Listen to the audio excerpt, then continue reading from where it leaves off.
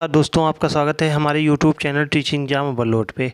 आज के सेशन के अंतर्गत हम सीटेट एनसीईआरटी के महत्वपूर्ण सेशन को देखेंगे, जहाँ की फेस्टिवल, जहाँ से सीटेट में हर बार हर शिफ्ट में प्रश्न बनते हैं। तो आज के सेशन को स्टार्ट करने के पहले हमारे सेशन को लाइक और सब्सक्राइब करिए, ज़्यादा से ज़्यादा शेयर करिए। चलिए आज का सेशन स्टार्ट करते हैं। आज सेशन में हम त्यौहार, नृत्य एवं फेस्टिवल डांस के बारे में बात करेंगे, जहाँ से सीटेट में हर शिफ्ट में प्रश्न बनते हैं। तो सबसे पहले हम चेराव नाच के बारे में बात करते हैं। तो चेराव नाच जो होता है मिजोरम में किया जाता है, और मिजोरम में पकी फसल को घर तक पीठ पर लाद कर लाना पड़ता है। तो चेराव नाच जो होता है मिजोरम में किया जाता है, मिजोरम में पकी फसल के को घर पर पीठ पर लाद कर लाना पड़ता है। जैसा आप देख रहे होंगे फिगर में, इसे ही हम मिजोरम डांस में चेराव डांस बोलते हैं। और इसमें देखिए पके हुए चावल को पीठ में लाद कर घर लाया जाता है। तो चेराव नृत्य में जमीन पर बांस की डंडी लेकर दो दो लोगों की जोड़ी आमने सामने बैठती है तथा ढोल की ताल पर डंडियों को जमीन पर पीटती है। तो चेराव नृत्य में जब जमीन पर बांस की डंडी लेकर दो दो लोगों की जोड़ी आमने सामने बैठती है तथा ढोल की ताल और डंडियों को जमीन पर पीटते हैं। चलिए अगला देखते हैं। जैसा कि आप फिगर में देख रहे होंगे, इसे ही हम चेराव नृत्य बोलते हैं। टुकड़ियाँ बैठी हैं, बांस के बीच में पीटते हैं, उसमें औरतें डांस करती हैं। अगला है बिहू त्यौहार। तो बिहू त्यौहार जो है चावल फसल कटाई पर असम में बिहू त्यौहार मनाया जाता है। तो चावल फसल कटाई पर असम में बिहू त्यौहार मनाया जाता है। बिहू त्यौहार के दौरान जो होता है बांस का भेला घर बनाया जाता है। तो चावल जब पक जाती है तो असम में बिहू त्यौहार मनाते हैं लोग, और बिहू त्यौहार के दौरान बांस का भेला घर बनाया जाता है। चलिए जैसे कि फिगर में देख रहे हो, भेला घर इसी को बोलते हैं, और उत्सव मना रहे हैं लोग। सेवा चावल रात्रि को बिहू कढ़ाई में केले के पत्ते में ढककर बनाया जाता है। तो सेवा चावल जो होता है रात्रि को बिहू कढ़ाई में केले में ही पत्ते में ढककर बनाया जाता है। बिहू पर औरतें जो होती हैं पाट एवं मूंगा की मेखला चादर पहनती हैं। तो बिहू पर औरतें पाट और मूंगा की मेखला चादर पहनती हैं। अगला है पोंगल त्यौहार। पोंगल का शाब्दिक अर्थ होता है ओवर स्प्रिंग, और इसे बर्तन में उबलते चावल की परंपरा के कारण कहा जाता है। तो पोंगल का शाब्दिक अर्थ होता है ओवर स्प्रिंग, और इसे बर्तन के उबलते चावल की परंपरा के कारण कहा जाता है।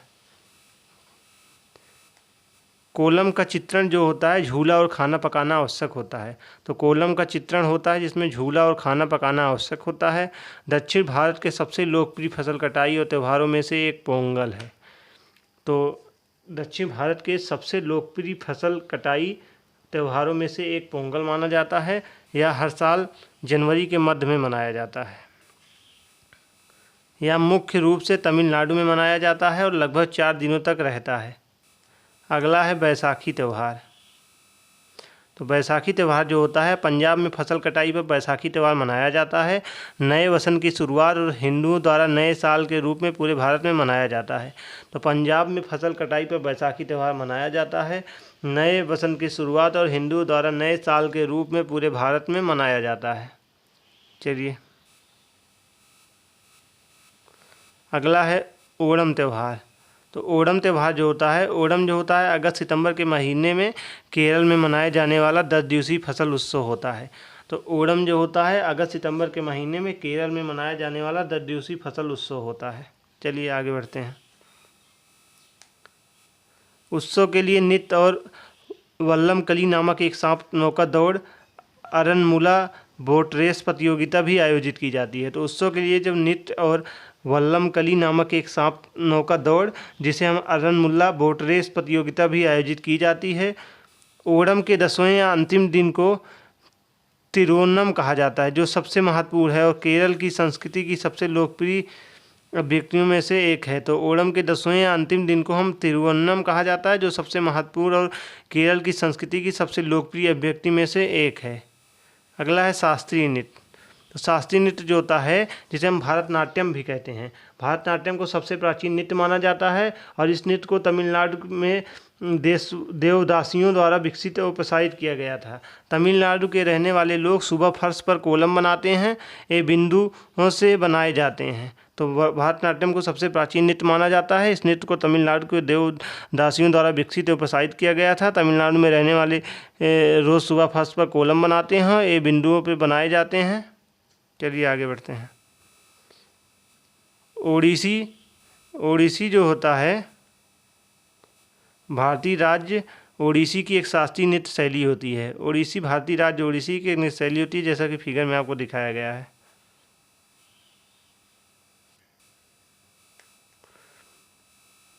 चलिए अब कुछ राज्य उनके नृत्य के बारे में देखते हैं। तो कर्नाटक राज्य में यक्षगान होता है। कर्नाटक राज्य में यक्षगान होता है। केरल में कथकली होता है। तो केरल में क्या होता है? केरल कथकली। पंजाब में गीधा और भांगड़ा होता है। तो पंजाब में गीधा भांगड़ा होता है। गुजरात में गरबा डांडिया रास होता है। राजस्थान में घूमर होता है। तो राजस्थान में क्या होता है? घूमर। आंध्र प्रदेश में कुचिपुड़ी या जिसे हम धीमासा भी कहते हैं। वहीं तमिलनाडु में भारतनाट्यम, लिल्ली घोड़ी आदि कहते हैं। उड़ीसा को ओडिसी होता है। हरियाणा में घमाल या घूमर होता है। वहीं महाराष्ट्र में लावड़ी या तमाशा होता है। नागालैंड में बांस नृत्य और उत्तर प्रदेश में कथक एवं होली नृत्य होता है।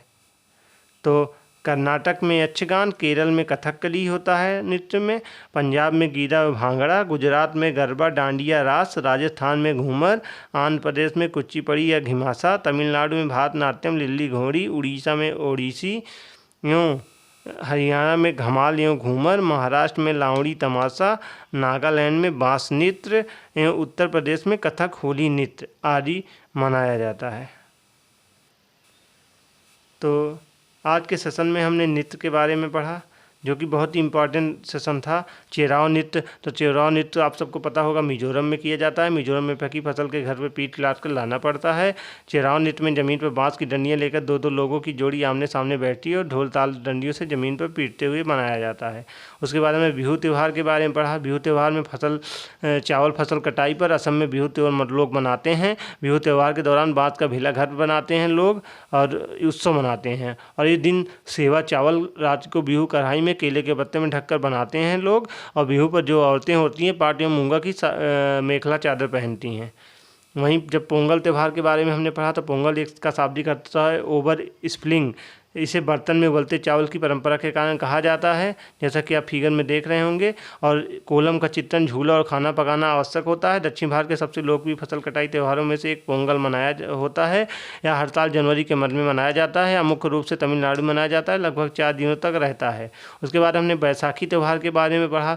बैसाखी में होता है कि पंजाब में फसल कटाई और बैसाखी त्यौहार मनाया जाता है।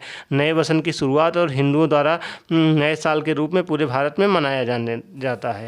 और उसके बाद हमने ओणम त्यौहार पढ़ा। तो ओणम जो होता है अगस्त सितंबर के महीने में केरल में मनाया जाने वाला 10 दिवसीय फसल उत्सव होता है। और जैसा कि आपको फिगर में दिखाया गया है, इसी को हम ओणम कहते हैं। और उत्सव के लिए नृत्य वल्लमकली नामक एक सांप नौका दौड़, अरनमुला बोट रेस प्रतियोगिता भी आयोजित की जाती है। ओणम के 10वें या अंतिम दिन को तिरुवन्नम कहा जाता है, जो सबसे महत्वपूर्ण है और केरल की संस्कृति की सबसे लोकप्रिय व्यक्तियों में से एक है। फिर हमने शास्त्रीय नृत्य के बारे में पढ़ा। शास्त्रीय नृत्य में भारतनाट्यम को सबसे प्राचीन नृत्य माना जाता है। इस नृत्य को तमिलनाडु में देवदासियों द्वारा विकसित और प्रसारित किया गया था। तमिलनाडु में रहने वाले जो लोग होते हैं वो रोज़ सुबह फर्श पर कोलम बनाते हैं और बिंदु से बनाए जाते हैं। ओडिसी भारतीय राज्य ओडिसी का एक शास्त्रीय नृत्य होता है। तो आज का सेशन हम यहीं पे समाप्त करते हैं। कल फिर मिलते हैं किसी नए सेशन के साथ। तब तक हमारे चैनल के साथ जुड़े रहिए। हमारे चैनल को लाइक और सब्सक्राइब करिए। धन्यवाद।